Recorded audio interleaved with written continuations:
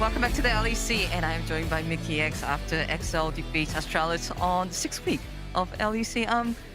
Congratulations on the victory, and it's nice to see you in person. Thank you. Likewise. Likewise. How are you feeling about the victory and finally getting to go on 1-1 after perhaps an unfortunate defeat against Mikyx yesterday?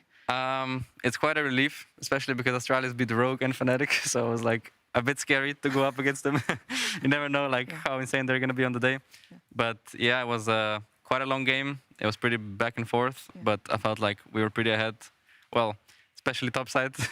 Our Jinx was a little bit behind, but we managed to pull it off, so I'm kind of relieved there.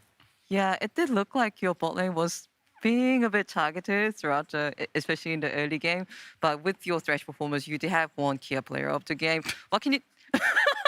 Okay, how do you feel about this? Let's go with that question. How do you feel about this? I feel like I'm robbing my teammates of MVPs just because I get in the vote.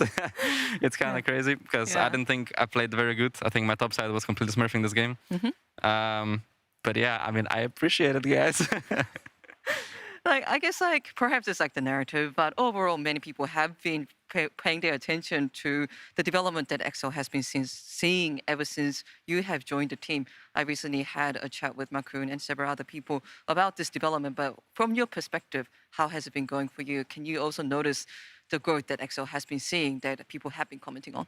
I mean, personally, I didn't see us getting better just because I feel like all of my teammates are just good, so I'm not sure if I changed much when I came in. I feel like I'm playing okay, but yeah, I don't think I'm the big factor on why we're doing well. I just think my team is good, so that's why we're doing well. Yeah. You know how LEC has been very wild recently. A lot of the lower teams taking the top tier teams down. If you had to tier the current XL in the standings, in your opinion, where would you place it? I think I would put us top 4, so maybe 4th place, maybe 3rd place right now. But I mean, looking at it, I think every team is definitely beatable.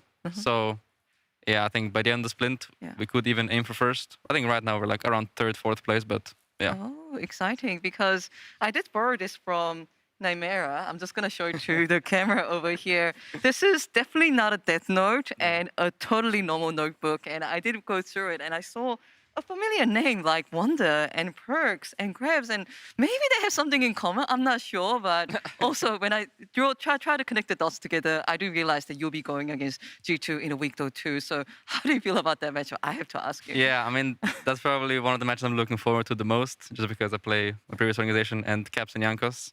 I mean, it's honestly really fun to play past teammates. Even today I played Promiscue, I played Kobe, I played with them in the past. So I don't know, it's always really fun. And I guess the G2 2019 lineup is a bit more special, so I feel really hyped whenever I get to play against them. So then if I win, I can trash talk them.